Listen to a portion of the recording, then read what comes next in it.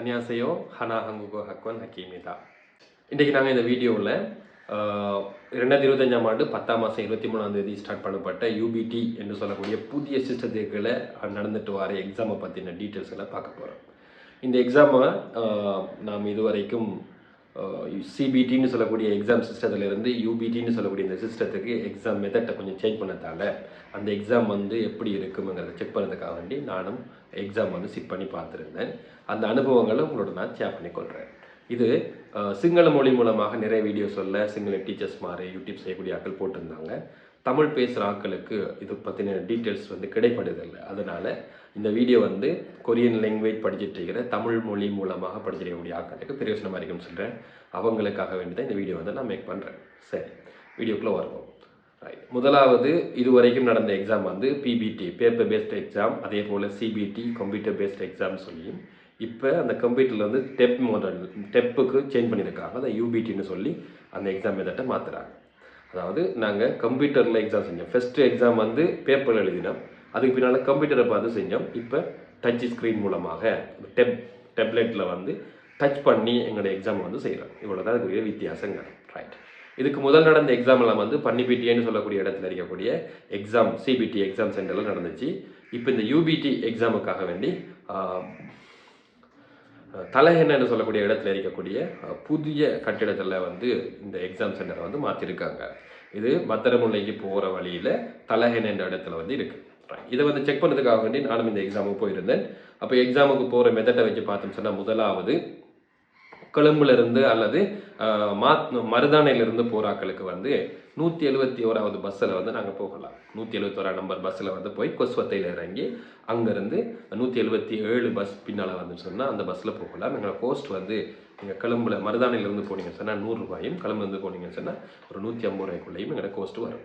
அப்படி இல்லை, நீங்கள் கொஞ்சம் அவசரம் சொன்னால் நீங்கள் ஊபரோ பிக்மியில் கூகுள் மேப்பில் போய் யூபிடி எக்ஸாம் சென்டர்னு சொல்லி டைப் பண்ணினா முதலாவதாகவே வரும். தலை என்னன்னு சொல்லி அடிப்படையில் வரும். அதுக்கு போகலாம். கிட்டத்தட்ட 600லேருந்து 700 ரூபா வரைக்கும் உங்களுக்கு தனியால் 3 வீலில் பைக்கில் போகிறதுக்கான சார்ஜ் வரும். டைமுக்குள்ளே போகணும்.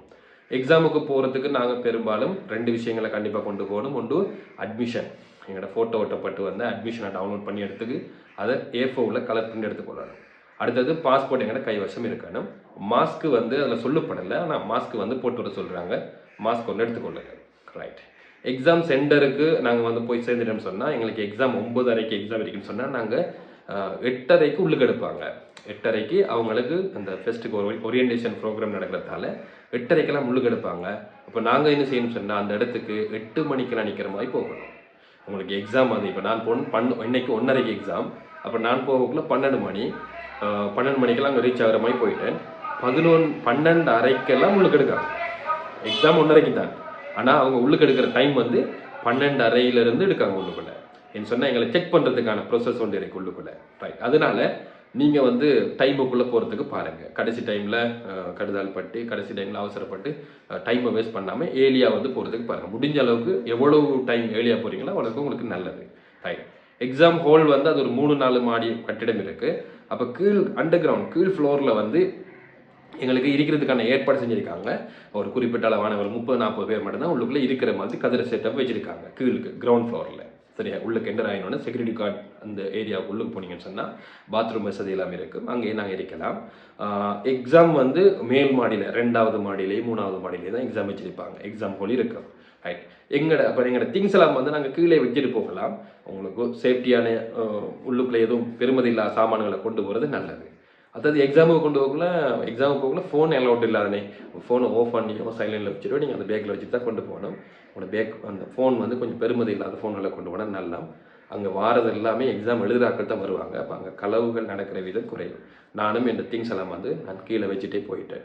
எங்களை யாரும் கொண்டு போகல, நான் தனியாக தான் போயிருந்தேன். அதனால் இந்த திங்ஸ் எல்லாம் நான் கீழே பேக் கிரவுண்டில் வச்சுட்டு ஃபோனையும் வச்சுட்டு, அப்போ எங்களுக்கு அதே செஷனில் எக்ஸாம் எழுத போகிறாக்கள் அவங்களோட ரிலேஷன் யாராவது வந்திருந்தாங்கன்னு சொன்னால் அவங்கள்ட்ட கொஞ்சம் பார்த்துக்கணும்னு சொல்லிட்டு போகலாம்.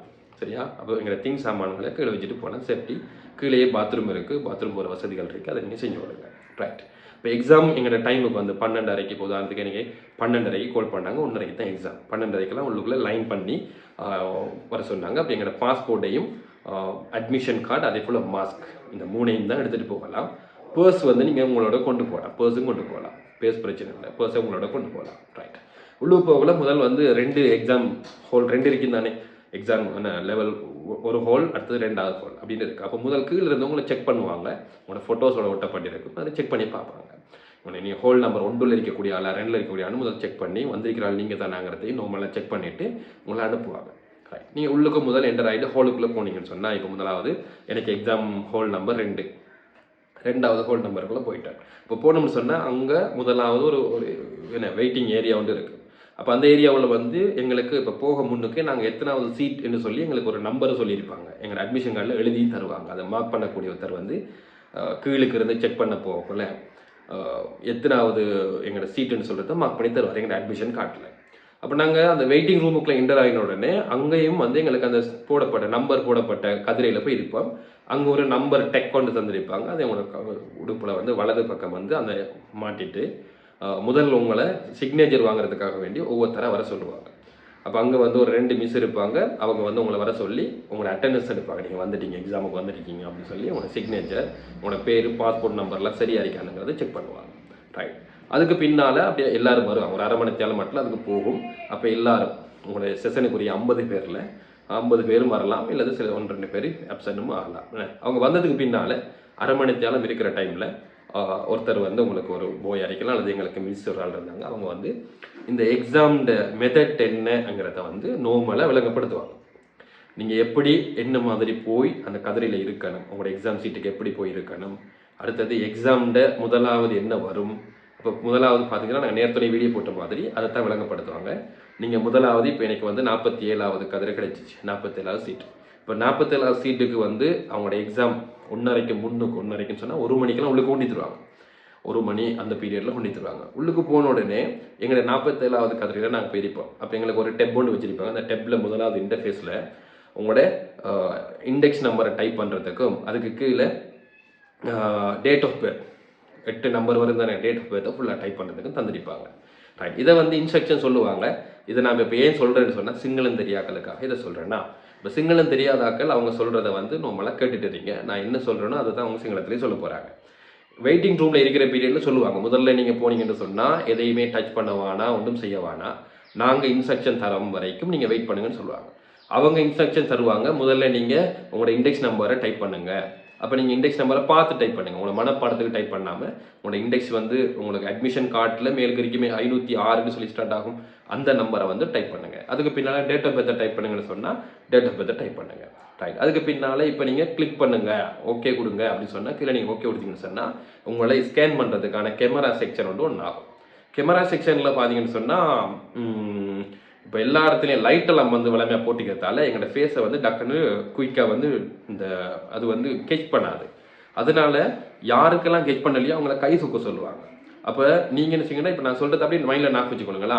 முதல்ல போய் நாங்கள் எங்களோட இண்டெக்ஸ் நம்பர் கொடுக்கோம், டேட் ஆஃப் பர்த் கொடுக்கோம், அவங்க ஓகே சொன்னதுக்கு பின்னால் நாங்கள் ஓகே கொடுக்குறோமா. ஓகே கொடுத்ததுக்கு பின்னால் எல்லாருக்கும் கேமரா ஒன் ஆகும். அப்போ கேமரா ஒன் ஆகக்குள்ள எங்கள் கேமராவில் எங்களை முகத்தை காட்ட ட்ரை அகேன், ஃபஸ்ட்டுக்கு எங்களை எடுக்கணும்னு சொன்னால் ட்ரை அகேன் சொல்லி ஒரு ஆப்ஷன் இருக்கும். அதை கொடுக்க அது எங்களை வந்து திருப்பி ஃபோட்டோ எடுத்துகிட்டு இருக்கும். அப்போ எப்படியுமே டிடெக்ட் ஆகுது இல்லை, எங்களை அது சரியாக எடுக்குது இல்லைன்னு சொன்னால் நாங்கள் கையை உசத்தணும், ஃபுல்லாக நல்லா கையை உசத்தினீங்கன்னு சொன்னால் உங்களுக்கு கிட்ட அந்த கொரியனோ அந்த மிஸ்ஸோ வந்து உங்களை ஃபிசிக்கலாக உங்களை அக்செப்ட் பண்ணுவாங்க. உங்களை பாஸ்போர்ட்லாம் செக் பண்ணி பார்த்துட்டு நீங்கள் உரிய ஆள் தானே பார்த்துட்டு உங்களை செக் பண்ணி அலோவ் பண்ணுவாங்க. ரைட். அதுக்கு பின்னால் பிரைட்னஸுக்குரிய ஒரு ஸ்க்ரீன் வரும். அது என்ன சொல்கிறாங்கன்னு சொன்னால், நீங்கள் அந்த பிரைட்னஸை கூட்டி குறைக்கிற வேலையை செய்ய வேணான்னு சொல்கிறாங்க. அது ஏன்னு சொன்னால் பின்னால் எங்களுக்கு கலர் பிளைண்டுன்னு சொல்லி ஒரு டெஸ்ட் இருக்கு. என்ன இப்போ நீங்கள் கடுமையாக கூட்டி வச்சுட்டீங்கன்னு சொன்னால் அந்த கலர் பிளைண்ட், அந்த கலர் விளங்காமல் போயிடும். அதனால் அந்த பிரைட்னஸை கூட்டுற வேலை எதுவுமே செய்ய வேணாம். பிரைட்னஸ் அப்படியே வச்சு ஓகே கொடுக்க சொன்னோடனே நீங்கள் ஓகே பண்ணுங்கள். நீங்கள் சிங்களம் தெரியாத ஆட்கள் வந்து அவங்க தமன்ன அப்படின்னு சொல்லி ஏதாவது ஒரு வார்த்தை சொல்லும் வரைக்கும் நீங்கள் வெயிட் பண்ணுங்கள். நீங்கள் முந்தி போகாதீங்க. அவங்க சொன்னதுக்கு பின்னால் பக்கத்தில் இருக்கிறாங்கள பாருங்கள், அவங்கள டைப் பண்ணுறாங்களா, அவங்கள கிளிக் பண்ணுறாங்களா, நீங்களும் கிளிக் பண்ணுங்கள். ரைட். அதுக்கு பின்னால் சவுண்டு வரும். சவுண்டை வந்து நீங்கள் உங்களுக்கு ஏற்ற மாதிரி அட்ஜஸ்ட் பண்ணிக்கொள்ளுங்க. அது இருக்கிறதே காணும்னு நினைக்கேன். யாராவது கூட்டி குறைச்சி வச்சுருந்தாங்க, ஆனால் கடுமையாக கூட்டி வைக்க வேண்டாம். ஒரு அளவுக்கு ஒரு 80% அந்த அளவுக்கு வச்சிங்கன்னா போதும். சரியா? அந்த ஒளிமை வந்து கூட்டி இருக்கிறதுலேருந்து கொஞ்சம் கூட்டி குறைச்சி பாருங்கள், எப்படி வருதுன்னு சொல்லி பாருங்கள். டச் பண்ணுறது ஆனால் கூட்டி குறைச்சி பாருங்கள். ரைட். அந்த டைமில் ஹெட்செட் போட சொல்லுவாங்களா, ஒளிமை கூட்டுறது வந்தோன்னா ஹெட்செட்டை போடுங்கன்னு சொல்லுவாங்க. ஹெட்செட்டை போட்டுவிட்டு தான் நாங்கள் எதாவது செய்ய போகிறோம். ரைட். அப்போ அதுக்கு பின்னால் ஸ்க்ரீனில் ஒரு வீடியோ விட்டு ப்ளே பண்ண கிளிக் பண்ணதுக்குனால வீடியோ விட்டு ப்ளே பண்ணோம். அப்போ ஆடியோவில் அந்த வீடியோவில் போகிற சவுண்டெல்லாம் ஆடியோ நல்லா கேட்குதா அப்படிங்கிறத நல்லா செக் பண்ணி பாருங்கள். அப்போ ஆடியோ வந்து கிளியர் இல்லைன்னு சொன்னால் கை சத்துங்க அவங்க எதாவது செக் பண்ணுவாங்க. இல்லாட்டி அந்த அடிக்கப்பட்டிருக்கிற அந்த இடத்த வந்து அதாவது நாங்கள் பின் பண்ணுவோம் தானே, அந்த பின் பண்ணுற இடத்த கொஞ்சம் சுற்றுங்க அப்படின்னு சொல்கிறாங்க. கொஞ்சம் நம்ம ஃபோன்களில் சில நேரம் ஹெட்செட்டில் வந்து சரியாக சவுண்டு கேட்காட்டி நாங்கள் அந்த பின்னை வந்து கொஞ்சம் கூட்டி குறைப்போம், கொஞ்சம் அட்ஜஸ்ட் பண்ணுவோம். அது மாதிரி செய்ய சொல்கிறாங்க. இருந்தால் இஷ்யூ இருந்தால் மட்டும்தான் அதை செய்யலாம். ரைட். அதுக்கு பின்னால் பார்த்தீங்கன்னு சொன்னால் ஓகே விடுறதுக்கு பின்னால் வீடியோ போகிறோம். வீடியோ வந்து எப்படி செய்வாங்கன்னு சொன்னால் உங்களுக்கு டைம் வரும் வரைக்கும், அதாவது உங்களோட எக்ஸாம் 1.5 டைம் அந்த டைம் நெருங்கும் வரைக்கும் வீடியோவை திரும்ப திரும்ப பார்க்க சொல்லுவாங்க.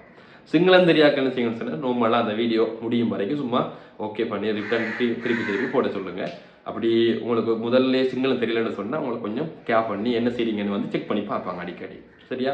ரைட். இது முடிஞ்சதுக்கு பின்னால் ஓகே அப்படின்றது பின்னால் உங்களோட ஃபோட்டோ வந்த மாதிரியும் உங்களோட டீட்டெயில்ஸ் வந்த ஒரு பேஜ் வந்து வரும். அந்த பேஜ் வந்தது பின்னால் அவங்க கொஞ்சம் நேரம் வெயிட் பண்ண சொல்லுவாங்க. அவங்க சொன்ன டைமுக்கு பிறகு டவுன்லோட் கொடுக்க சொல்லுவாங்க. கீழே டவுன்லோட் கொடுத்தா எங்களோட எக்ஸாம் வந்து டவுன்லோட் ஆகும். சரியா? டவுன்லோட் ஆகினதுக்கு பின்னால் அவங்க சொல்லக்கூட எல்லாருக்கும் ஒரே டைம் இருக்குது. அது 1:30 அப்படின்னு வந்தது பின்னால் சரி ஸ்டார்ட் பண்ணுங்கன்னு சொன்னோடனே நீங்கள் கீழே எக்ஸாம் ஸ்டார்ட்டுங்கிற பட்டனை கொடுத்தீங்கன்னு சொன்னால் உங்களோட எக்ஸாம் பேப்பர் வந்துடும். எக்ஸாம் பேப்பர் வந்தீங்கன்னு சொன்னால் அதில் இன்டர்ஃபேஸை பார்த்தீங்கன்னு சொன்னால் இன்டர்ஃபேஸில் வலது பக்க மூலையில் வந்து ரிவர்ஸில் டைம் ஓடிட்டுருக்கு. 50 நிமிஷம் ரிவர்ஸில் டைம் ஓடும். அதுக்கு கீழே வாசிக்கிற கேள்வி லிசனிங் கேள்வின்னு சொல்லி டைப் பண்ணியிருக்கும். நீங்கள் எக்ஸாமில் ஒவ்வொரு கேள்வி செய்ய அந்த கேள்வியில் எண்ணிக்கையும் குறைஞ்சிட்டு போகும். அதுவும் தந்திருக்காங்க நாங்கள் எத்தனை கேள்வி செஞ்சுட்டுங்கிறதையும் காட்டுறாங்க. அது வலது பக்க மூலையிலே இருக்குமா. ரைட். ஃபர்ஸ்ட்டுக்கு ஓப்பன் ஆகிறது ஃபுல்லாக எல்லா கேள்வி தான் ஓப்பன் ஆகும். 40 கேள்வி டிஸ்பிளேல வரும். நீங்கள் முதல்ல ரீடிங்கில் போங்க. முதலாவது கேள்விலேருந்து டிக் பண்ணி போங்க. ஒவ்வொரு கேள்வியாக டிக் பண்ணி போங்க. முதலாம் கேள்வியிலேருந்தே போங்க. அப்போ உங்களுக்கு தெரியாத கேள்வி வரக்குள்ள நீங்கள் மிஸ் பண்ணிவிட்டு அடுத்தடுத்த கேள்விக்கு போங்க. நான் என்னுடைய பர்சனல் ஒப்பீனியன், வாசிக்கிற கேள்வியை நீங்கள் 20 நிமிஷத்துக்குள்ளே செய்கிறதுக்கு பாருங்கள். 20 கேள்வி இருக்கும். 20 நிமிஷத்துக்குள்ளே செய்கிறதுக்கு பாருங்கள். ஏன்னு சொன்னால் எங்களுக்கு லிசனிங்கில் கூட மார்க்ஸ் இருக்கலாம். வாசிக்கிறதுல சில வேலைகளில் எங்களுக்கு விடையை கண்டுபிடிக்க டைம் எடுத்தாலும் கூட யோசிச்சு லிசனிங் வந்து லேசி. லிசனிங்க்கு ஒரு 30 நிமிஷத்தை வச்சுக்கொள்ளுங்க. அடுத்தது அவங்க எக்ஸாம் வெயிட்டிங் ரூமில் சொன்ன விஷயம் என்னென்னு சொன்னால் நாங்கள் 50 நிமிஷத்தில் 2 நிமிஷத்தை கலர் பிளைண்டுக்கு நீங்கள் எக்ஸ்ட்ராவாக வச்சுக்கொள்ளுங்கன்னு சொல்கிறாங்க. 40 நிமிஷத்துக்குள்ளே செய்கிறதுக்கு பார்க்க சொல்கிறாங்க. 50 நிமிஷம் வரைக்கும் எக்ஸாமை வச்சுட்டு இருக்காமல் கலர் பிளைண்டுக்குன்னு டைமை கொஞ்சம் சேர்த்துக்கொள்ளுங்க. அவங்க கொஞ்சம் சம்ஜம் விளங்குறது வாங்குறது கொஞ்சம் கஷ்டமாக இருந்தாலும் நீங்கள் அதை யூஸ் பண்ணிக்கொள்ளலாம். இல்லாட்டி அது அந்த கண் செக் பண்ணுறது வந்து 12 கேள்வி மொத்தமாக 2.5 நிமிஷத்துக்குள்ளே செய்யணும். சரி, அது செஞ்சிடலாம். கண் கொஞ்சம் பிரச்சனைக்காக கொஞ்சம் டைமை ஏர்லியாக சேவ் பண்ணிட்டு போயிட்டீங்கன்னா உங்களுக்கு லேஸாக இருக்குது. ரைட். அப்போ எக்ஸாமில் ஒவ்வொரு கேள்வியை வந்து செஞ்சுட்டு போங்க. நான் சொல்கிற மாதிரி தான் வாசிக்கிற கேள்விக்கு 25 நிமிஷம் போதும். இருந்தாலும் நீங்கள் 20 நிமிஷத்துக்குள்ள செய்கிறதுக்கு ப்ராக்டிஸ் பண்ணிக்கொள்ளுங்க. பிக்சர்ஸ் கேள்வி அதெல்லாம் வந்து குயிக்காக செஞ்சுட்டு போங்க. செஞ்சுட்டு போயிட்டு 20 கேள்வியை முடிஞ்சதோட டக்காண்டு லிசனிங் வாங்க. லிசனிங்கில் என்ன விஷயம் இருக்குன்னு சொன்னால் லிசனிங் கேள்விக்குள்ளே எல்லாம் போன உடனே ஆடியோவை போடாதீங்க. ஆடியோ தனித்தனியாக வச்சுருக்காங்கன்னா ஒவ்வொரு கேள்விக்கும் தனித்தனி ஆடியோ இருக்குது. முதல்ல வரக்கூடிய கேள்விகளுக்கு என்ன செய்யுங்கன்னு சொன்னால் எதுக்கெல்லாம் விடை டைப் பண்ணி இருக்கோ முதல் விடையை வாசிங்க. குயிக்காக விடையை வாசிங்க. இப்போ எங்களுக்கு போன உடனே முதலாவது 4 கேள்வி வந்து திருங்கசல் கொல்சிப்சியோ வரும். திருங்கசல் கொல்சிப்சியோவுக்கு ஆடியோவை போட்டுட்டு அங்கே வாசிக்க போகிறீங்க. உங்களுக்கு விடை பிழைச்சிடும். முதல் நீங்கள் என்ன செய்யுங்கடா விடையை வாசிங்க. 4 விடையும் என்னென்னு வாசிங்க. அந்த 4 விடையும் வாசிச்சுட்டு இங்கே ப்ளே பண்ணுங்க. முதல் விடையை வாசிங்க, அதுக்கப்புறம் இதை ப்ளே பண்ணுங்க. ப்ளே பண்ணோன்னே அவங்க சொல்கிற வார்த்தை எவ்வளத்தை இருக்குன்னு சொல்லி முதலாவது லிசனிங்கில் கண்டுபிடிக்க ட்ரை பண்ணுங்க. அதுக்கு பின்னால் 2வது நீங்கள் கண்டுபிடிச்சதை கன்ஃபார்ம் பண்ணுங்க. சரியா? அவசரப்படாதீங்க இதில். ரைட். இப்படி 4 கேள்வி வரும் தானே. எல்லா கேள்விக்கும் எதுக்கெல்லாம் விடை டைப் பண்ணியிருக்கோ முதல் விடையை வாசிச்சுட்டு இங்கே ஆடியோ போடுங்க. சரியா? நிறைய பேர் சொன்னால் ஆடியோ போட்டு பார்த்துக்கிறது. ஆடியோ போயிட்டு இருக்கும், இங்கே விடையை வாசிட்டுக்குள்ள ஆடியோ என்ன கேட்டுன்னு விளங்காது. அடுத்தது 2 தரம் தான் ப்ளே ஆகும் தானே, அதுக்கு பிறகு வேலை செய்யாதானே. அதனால் ஆடியோ மிக முக்கியமாக என்ன செய்யுங்கன்னு சொன்னால் விடை இருக்கிற டைம்லாம் விடையெல்லாம் வாசிங்க. அதுக்கு பிறகு இந்த ஆடியோவை கேட்டு அதுக்குரிய விடையை வந்து கண்டுபிடிங்க. கேள்வி என்னன்னு கேளுங்க. சரியா? ரைட். அப்போ இதில் இன்னொரு செக்ஷன் வரும். 4 கேள்வி கிட்ட வரும். எப்படின்னு சொன்னால் கேள்வியும் ஆடியோலாம் இருக்கும், விடையும் ஆடியோவை தான் இருக்கும். டைப் பண்ணியிருக்காது, 2மே டைப் பண்ணியிருக்காது. கேள்வியும் ஆடியோ, விடையும் ஆடியோ. அப்போ இதுக்கு நாங்கள் என்ன செய்யலாம்னு சொன்னால் முதல்ல அந்த ஆடியோ கேள்வி இருக்கு தானே அதை நல்லா லிசன் பண்ணுங்க. என்ன சொல்கிறாங்கிறத லிசன் பண்ணுங்க. இப்போ உதாரணத்துக்கு இந்த என்ன பருவ காலத்தை உங்களுக்கு பிடிக்கும் அப்படின்னு சொல்லி முசுன் அல்சிகா சுவாஹேயோ, முசுன் கேஜோல் சுவாஹேயோ அப்படின்னு சொல்லி கேட்கலாம். முசுன் கேஜுவல் சுவாகேவா, நமக்கு வந்து ஒரு கேள்வியை சொல்லிவோமே, முசுன் கேஜுவல் சுவாகேயோன்னு சொல்கிறாங்க. இந்த கேள்வியை மனசுக்குள்ளே ரிப்பீட் பண்ணிகிட்டே இருங்க. முசுன் கேஜுவல் சுவாகேயோன்னு சொல்லி போட்டுட்டு ஒவ்வொரு விடையாக செக் பண்ணி வாங்க. முசுன் கேஜுவல் சுவாகேன்னு சொன்னால் ஏதாவது ஒரு கேஜுவலை வந்து பதிலாக சொல்லுவாங்கண்ணே. அப்போ எந்த இடத்துல கேஜுவலை எழுறாங்க அப்படின்னு சொல்லி 4 இடத்துல பாருங்க. உங்களுக்கு முதலாவது கிளிக் பண்ணக்குள்ள விட வந்துட்டுன்னு சொன்னால், இப்போ அது கன்ஃபார்ம்னு சொன்னால் மட்டும்தான் நீங்கள் அடுத்த கேள்விக்கு போங்க டக்குன்ட்டு. சரியா? 4 மற்ற 3 விடையும் பார்க்க தேவையில்ல. இப்போ எந்த கேஜுவல் பிடிக்கும் சொன்னதுக்கு பொம்மை பிடிக்கும் அப்படின்னு ஒருத்தர் விட சொல்லிட்டாருன்னா, முதலாவது விடையிலே சொல்லிட்டாருன்னு சொன்னால், அந்த விடையை கிளிக் பண்ணி போட்டு உங்களுக்கு அதை கன்ஃபார்ம் 100% கன்ஃபார்ம்டா மட்டும்தான் மற்ற 3ஐயும் ப்ளே பண்ணி பார்க்காம போங்க. அது கொஞ்சம் டவுட்டாக இருக்குன்னு சொன்னால் மற்றதெல்லாம் பாருங்களா. டைமையும் கொஞ்சம் சேவ் பண்ணணும், விடையும் கரெக்டாக அடிக்கணும். இதுதான் இதில் மெயினான விஷயம். எங்கே எல்லாம் வந்து 4 கேள்வி கண்டிப்பாக எல்லாருக்கும் வரும். அதாவது கேள்வியும் ஆடியோலாம் இருக்கும், விடையும் ஆடியோலாம் இருக்கும், டைப் பண்ணி இருக்காது.